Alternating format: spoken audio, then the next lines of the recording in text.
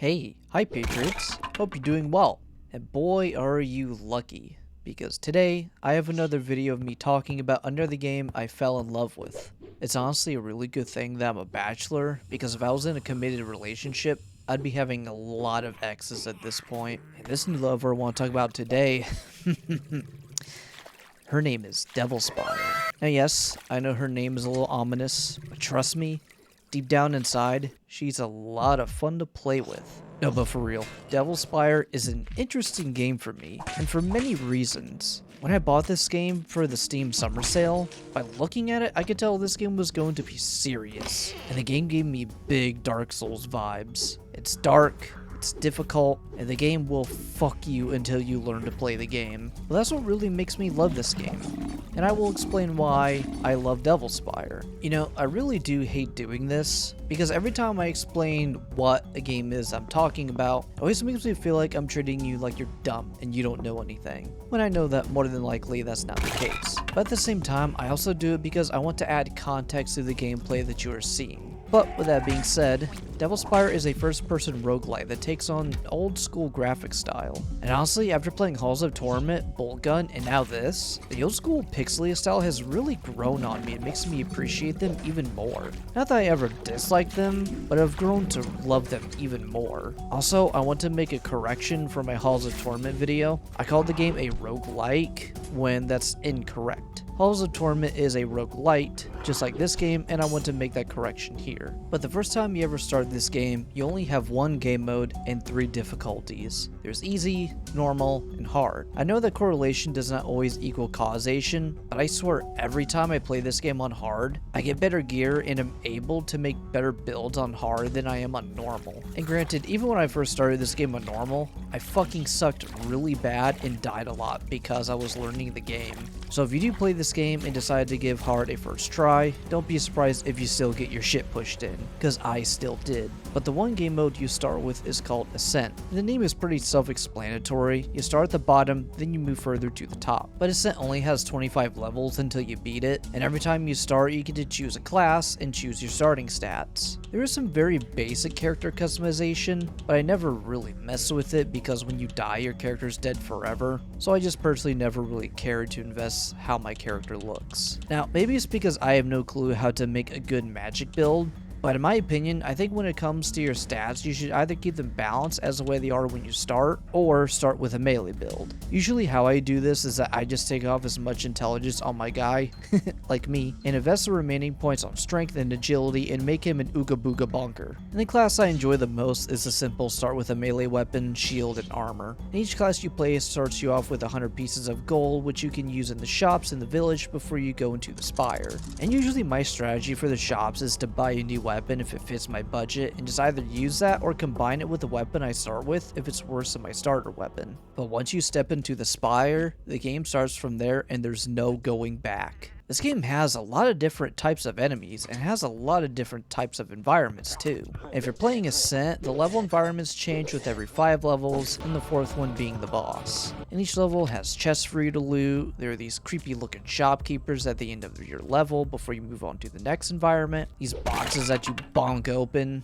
If you don't have any healing potions, the best thing you got to go healing yourself is literally eating grass and moss. The game is also littered with traps everywhere, so always make sure to watch your step. This game isn't like most roguelites I've played. The roguelites I've played in recent memory are Risk of Rain 2 and Halls of Torment, which I made a video on. And in Risk of Rain 2, you get items that stack on stats and add special effects to your character. And in Halls of Torment, you get traits that add on to your base stats such as damage, defense, and so on. In this game, you get gear to get stronger and your character levels up by gaining XP by killing mobs, like a traditional RPG. And leveling up allows you to increase your base stats. And because this game combines those two styles of games is why I love this game so much. And funny thing about this game, when I first played this game, I did try playing without expectations, other than the fact that I expected this game to beat my ass like Dark Souls. But I won't lie, the first few runs I did beat my ass so bad, I actually contemplated whether I actually liked the game or not. But instead of refunding it, I decided to keep giving it a chance. And I did so about 2 or 3 times, and eventually I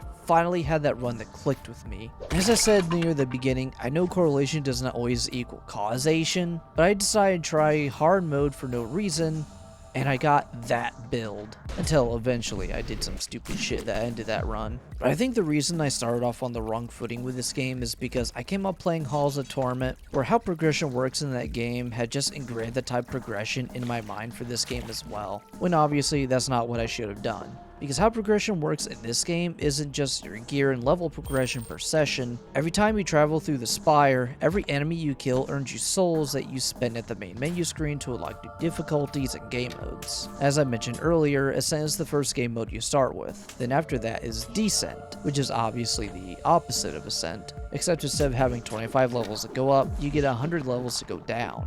I would say Descent is my favorite game mode. Since there's so many more levels to go through, there's so much more you get to explore and see. Plus it gives you lots of time to experiment with builds and weapons. It really allows you to create a really strong build that's a lot of fun to mess around with. And I think a couple of my runs on Descent, I got to the point where I was one-shotting big tough enemies and nearly one-shotting bosses. I think there were some mini bosses that I could one-shot. And then for the other game modes, there's Chaos Mode. And in Chaos Mode, every new level you go into is set in a different environment each time. And in my opinion, this is one of the hardest game modes I've played so far, because you can start on an easy level, but then get sent to a very difficult one. Or you can start on a hard level and get fucked either way. Then the other game mode is called Arena. And in Arena, each level you play is in boss only. So imagine playing Dark Souls, but only fighting the bosses to progress through the game. This one surprisingly isn't super difficult. I mean, it's still pretty challenging, but not as difficult as Chaos in my opinion. And only just now as I'm writing this, I booted up the game again to make sure there wasn't a game mode I was missing. And there's a mode called Immortal, which I have not played yet because I only just now figured this out. Now I don't know if this is a secret game mode, because when I scroll through the modes in the main menu, the arrow cycle doesn't show up for this one. So I have no idea if this is a secret game mode, or perhaps it's just a bug on the main menu screen. Which, if it is a secret game mode, then I wonder how many more there are hidden in the menu. Also, I forgot to mention that there's a crafting system in this game too, which in my opinion, you should take full advantage of whenever you can.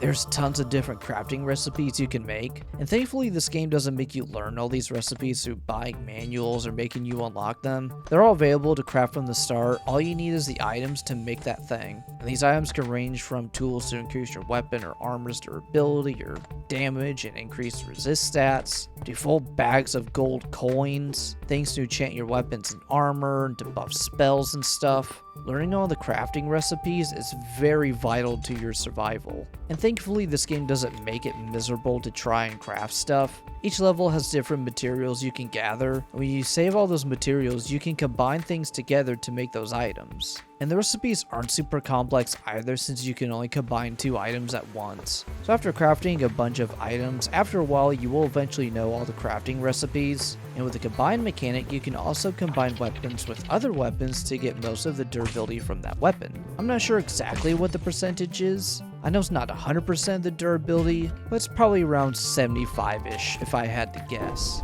And of course, you can do the same with armor. However, unlike the weapons where you can combine any 2 weapons together, with armor, you have to combine the same armor type.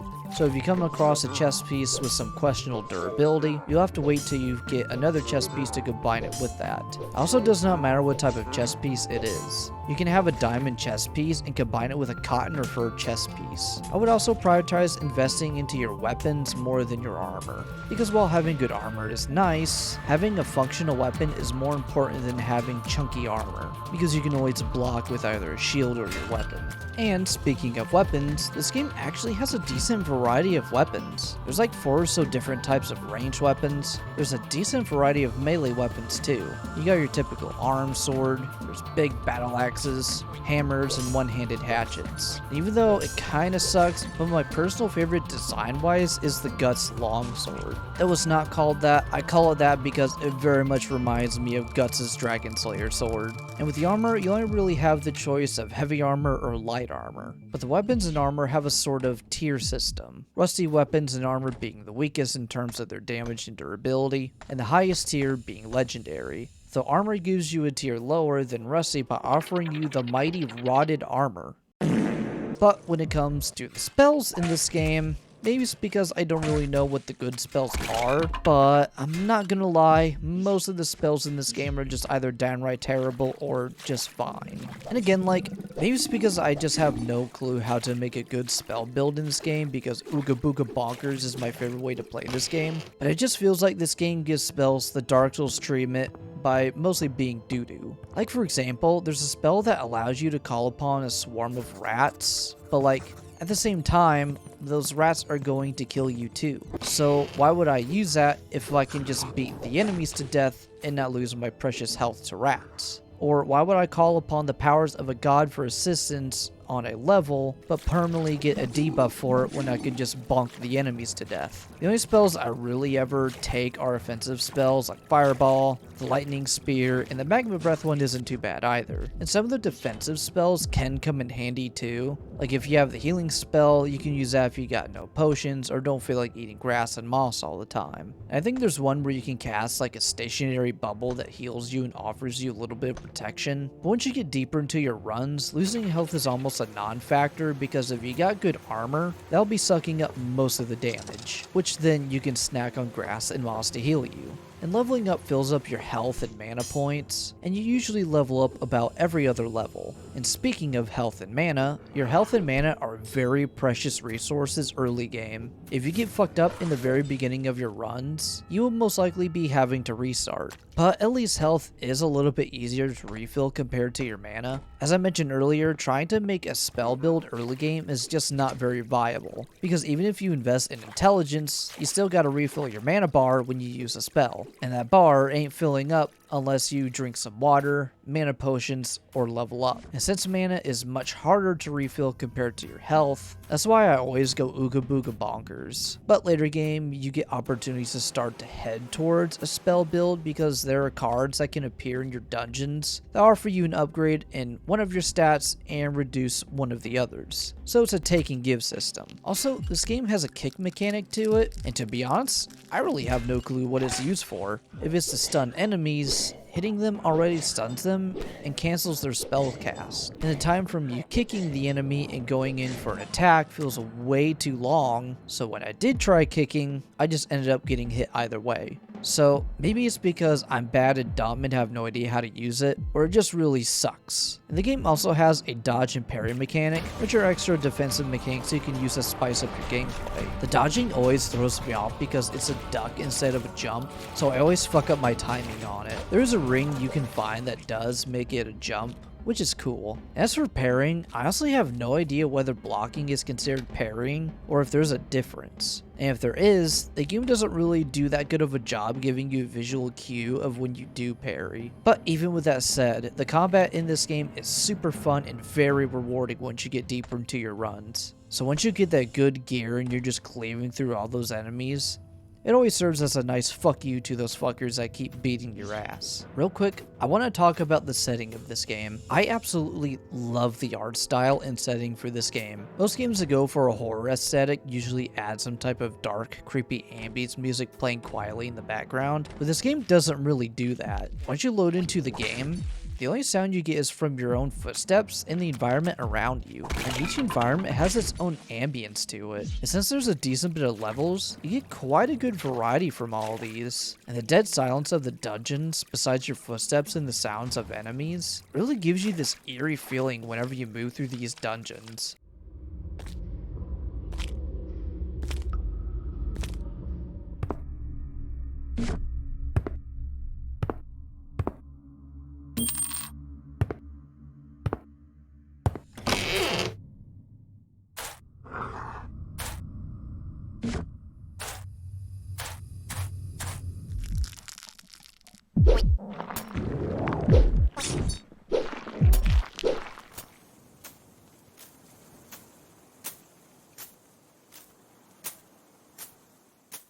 You feel isolated and trapped in this place where you can't turn back, and the game uses music very sparingly. If I recall correctly, the only time music plays in this game is at the main menu and during boss fights, and when you beat the game. And for the most part, I would say the music is pretty in touch with the style of the game, except for the boss fights in my opinion. And look, I know this game was made by a handful of people, so the expectation of them having unique songs for every the boss fight is just out of reach. But I do think maybe having 2 or 3 more different songs to play during boss fights would be nice. Also, the music is loud as shit when you fight a boss.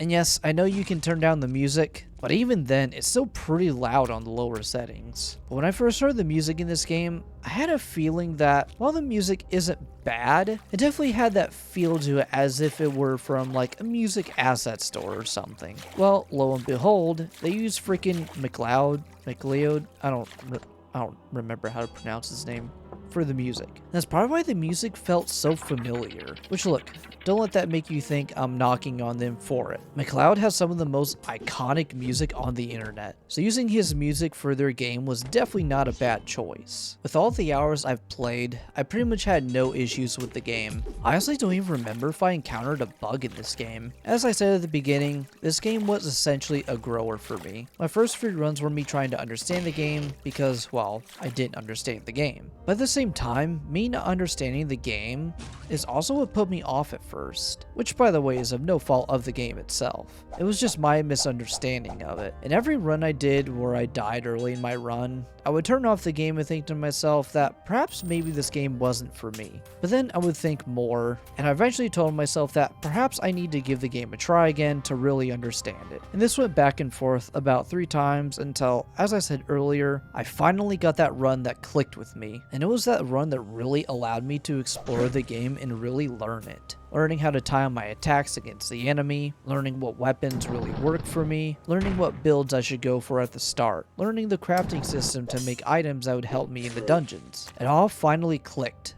And now I freaking love this game. I would even go as far to even say that if I were to make a game, this is pretty damn close to my ideal dungeon crawler RPG game. If you made it this far into the video, I'd greatly appreciate you. And let me know what you think about this video in the comments.